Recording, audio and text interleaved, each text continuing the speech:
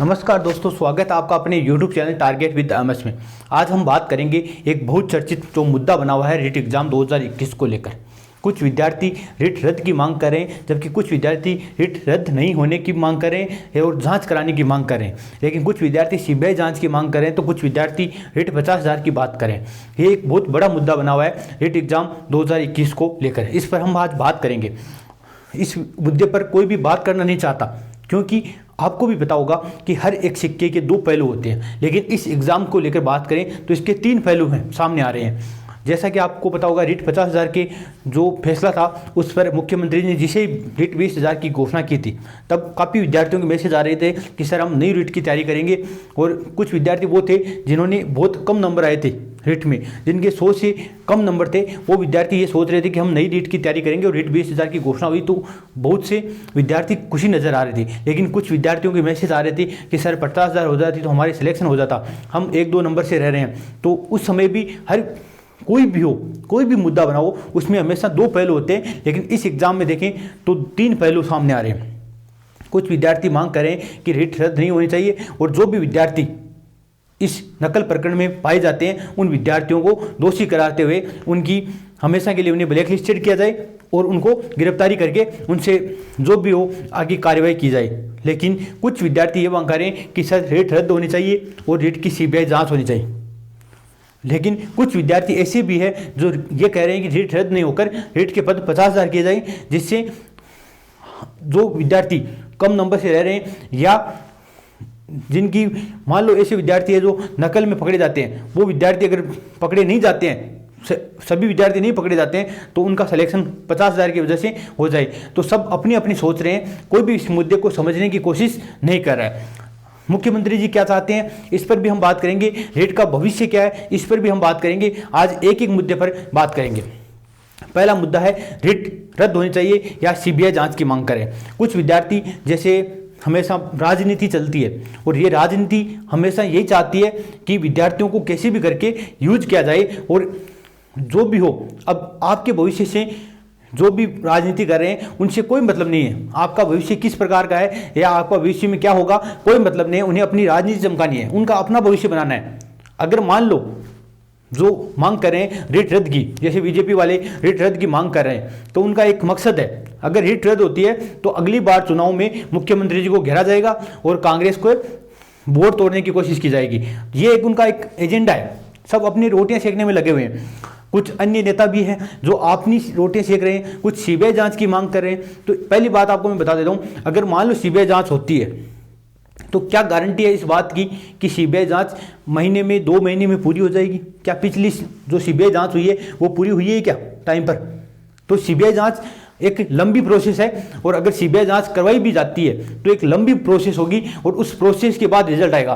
क्या इस बात की गारंटी है कि जब तक चुनाव होंगे 2024 में या दिसंबर 2023 में जब चुनाव होंगे तब तक ये सीबीआई जांच आ जाएगी, या नई रिट भर्ती की ये अनुमति दे देंगे कि आप नई रिट भर्ती करा लो, हम सीबीआई जांच कर रहे हैं? क्या इस राज्य में ये नई रिट करा सकेंगे?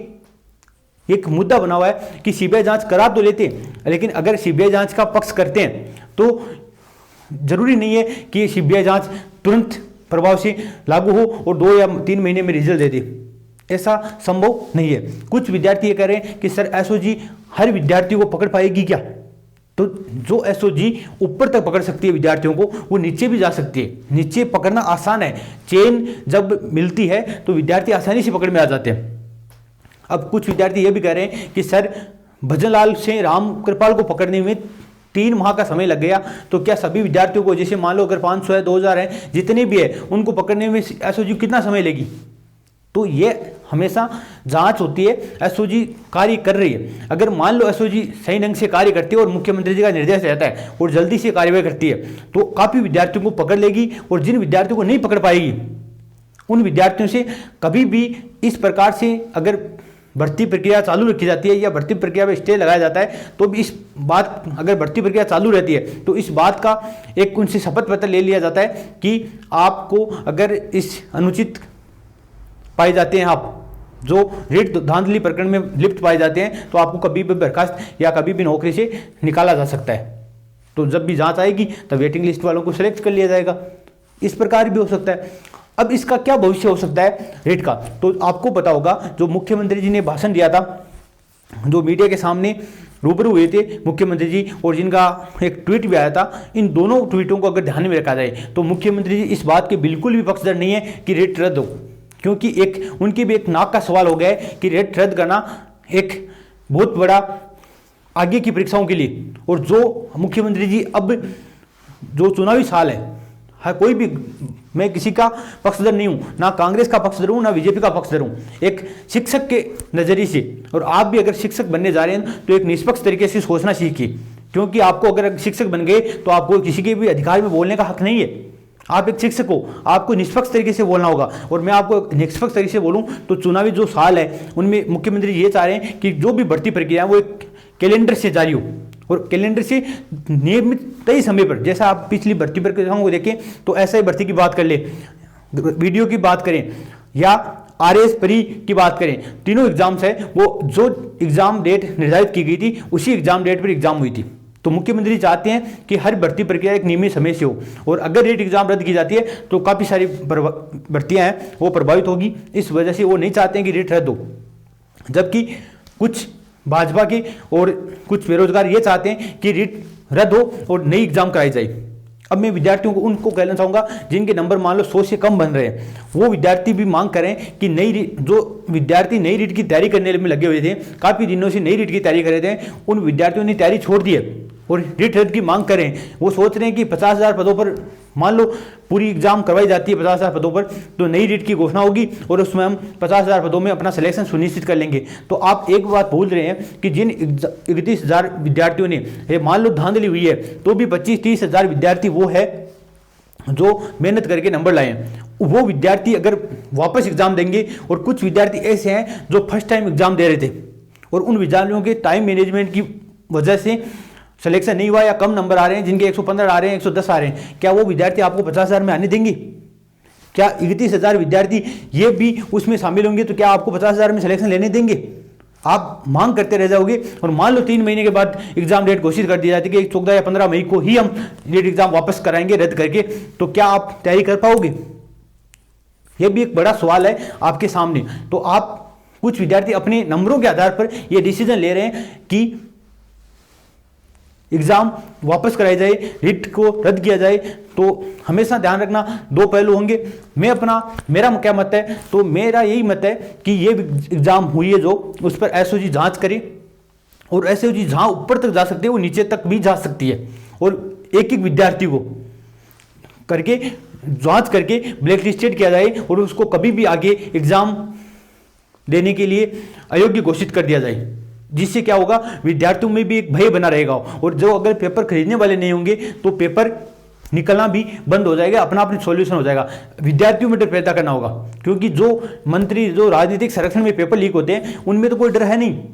डर किन के? डर विद्यार्थियों में बनाओ, उनको बाहर करो विद्यार्थियों को। अगर मान लो सीबीआई जांच करते हैं, एक नेता को पकड़ लिया, तो एक नेता को पकड़ा है, दूसरी बार दूसरा नेता आ जाएगा, उसके कोई और जानकारी होगी।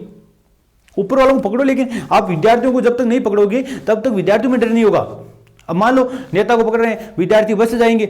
अगर मान लो एसओजी जांच नहीं करती और रीट को रद्द कर देते, मामलों को यही शांत किया दिया जाता है, तो कुछ विद्यार्थी जो नकल की वजह से अच्छे नंबर आ रहे हैं और अब की बार 15 लाख रुपए गए उनके, लेकिन उनमें डर पैदा नहीं होगा। वो विद्यार्थी 15 लाख रुपए दोबारा नहीं देगा, लेकिन दूसरा विद्यार्थी दे देगा। उसको पता है कि पिछली बार भी कुछ नहीं हुआ था, जाएंगे तो पैसे जाएंगे, और अब की बार क्या पता रद्द का ये मामला चले ही नहीं। और क्या रेट दोबारा करवाई जाती है तो क्या इस बात की आप गारंटी ले सकते हैं कि रेट रद्द नहीं होगी? पिछली बार भी हुई है, 2018 में आप बात करें, 2018 की एग्जाम को आप उठा ले तो लेवल 2 में, वो लेवल फर्स्ट में कांग्रेस ने 17 दिन तक धरना दिया था और ये मुद्दा चला था, हाईकोर्ट में मामला चला गया था, और हाईकोर्ट में जैसे स्टे हटा, रातों रात ज्वाइनिंग दी गई थी वसुंधरा राजे के समय में, क्योंकि चुनाव थे और चुनाव में रातों रात ज्वाइनिंग देकर भर्ती को पूरी करवाया गया था। लेवल 2 की भर्ती और लेवल फर्स्ट की भर्ती को कांग्रेस ने आकर ज्वाइनिंग दी। तो क्या जरूरी है? हर सरकार में ये धांधली होती है, कभी नजर आ जाती है तो कभी नजर नहीं आ पाती।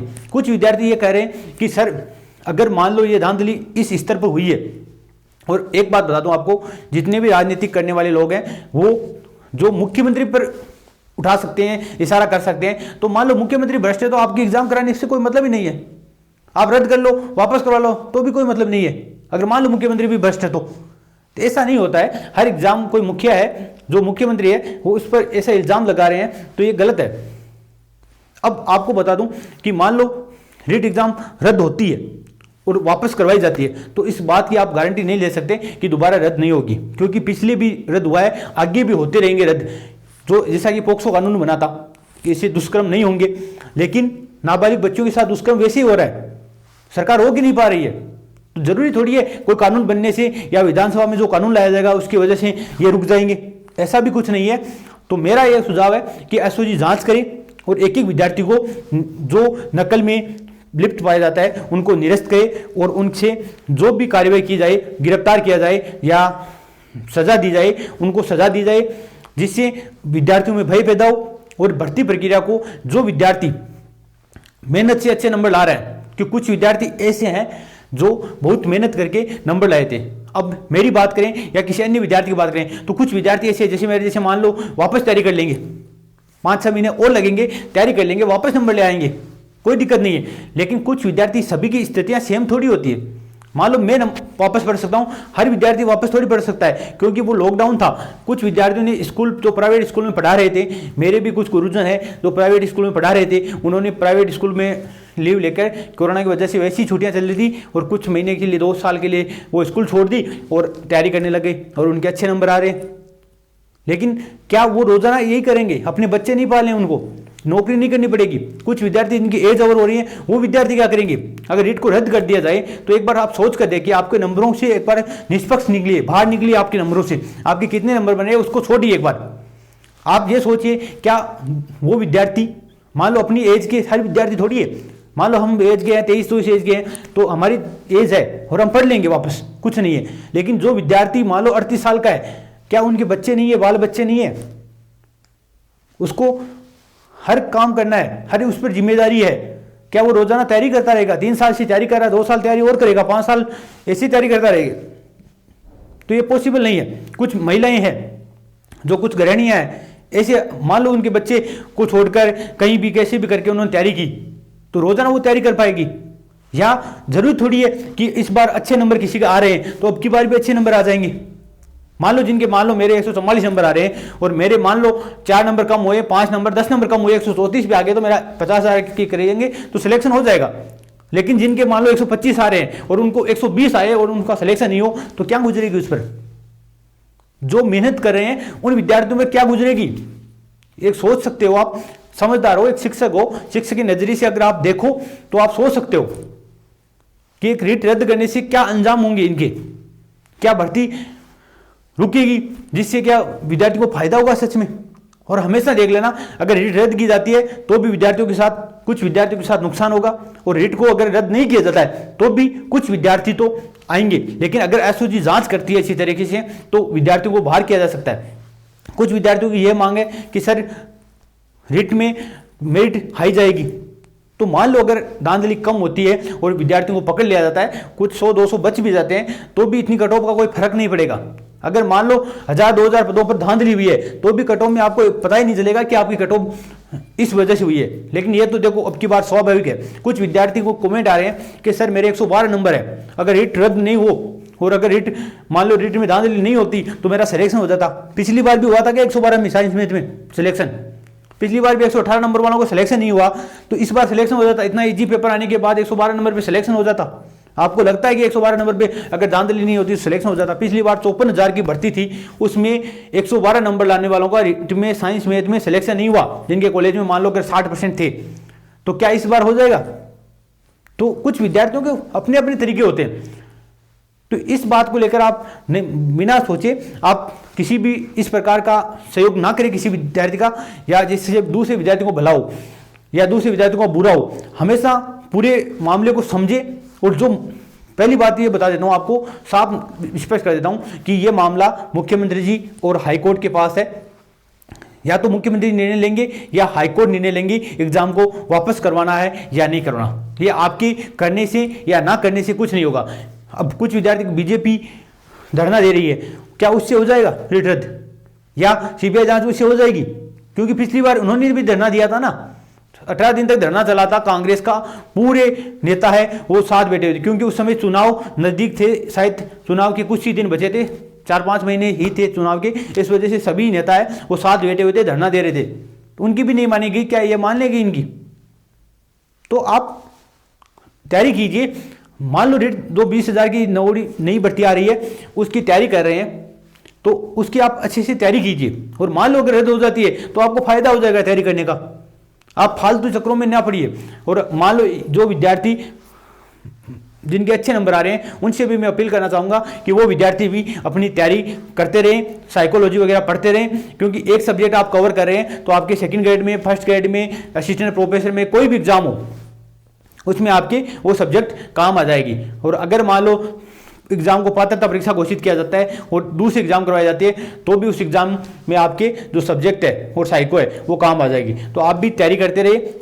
हाँ, मैं समझ सकता हूँ इस बात को कि आपकी विद्यार्थी की मनसा चेंज हो जाती है, विद्यार्थी का दिमाग खराब हो जाता है, तैयारी नहीं कर पाते। जिन्होंने अच्छे नंबर से तैयारी की है वो प्रेशर से घिरे हुए हैं, हर बार न्यूज़ देख रहे हैं, बार बार न्यूज़ पे ही ध्यान दे रहे हैं, तो तैयारी नहीं हो पाती।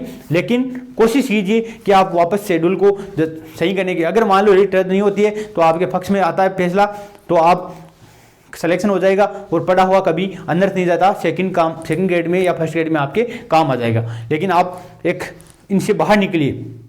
और जगह जगह कमेंट करने से आपका गहलोत जी का कोई भी जिनका है वो डिसीजन बदलने वाला नहीं है।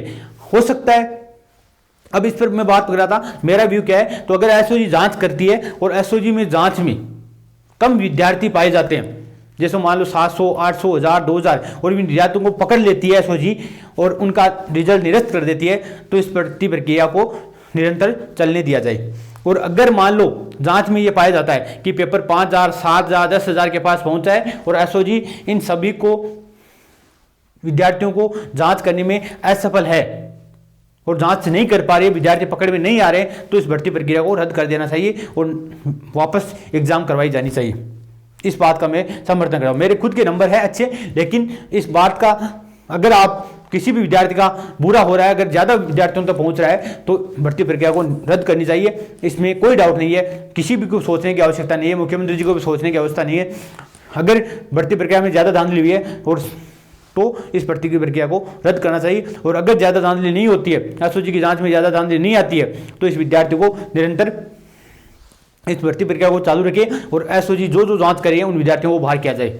ये मेरा अपना व्यू है। कुछ विद्यार्थी गलत कमेंट भी करेंगे, लेकिन मैं आप विद्यार्थियों को कहना चाहूँगा, एक आप शिक्षक के नज़रिए से सोचिए, केवल अपने नंबरों के आधार पर इस चीज़ का डिसीजन ना ले कि कोई भर्ती प्रक्रिया कितना है, क्योंकि बाकी विद्यार्थियों की भी सोचिए कि कुछ विद्यार्थी, महिलाएं, अपनी बहनें हैं, इस जो है जो तैयारी नहीं कर पाएगी वापस। क्या आपकी बहन है, मान लो कहीं बाहर रख के तैयारी कर रही थी, अब आप बार बार बाहर भेज दोगे? कुछ विद्यार्थियों की कंडीशन है, घर वाले लड़कियों की शादी के लिए ज़बरदस्ती करेंगे, आपकी शादी की जाए, ये एग्ज़ाम होगी, आपने 3 साल लगा दिए इस एग्ज़ाम में, अब शादी करो इनकी, तो क्या वापस तैयारी कर पाएंगे? इन सब के सोच के मेरा एक ही मकसद है कि अगर आप कोई भी किसी का भी साथ दे रहे हैं या कोई भी बात आप कर रहे हैं, ऐसा सोच रहे हैं, तो उस पर पहले गौर करें, उसके बाद ये सोचें। आज के लिए इतना ही, धन्यवाद। जय हिंद, जय भारत।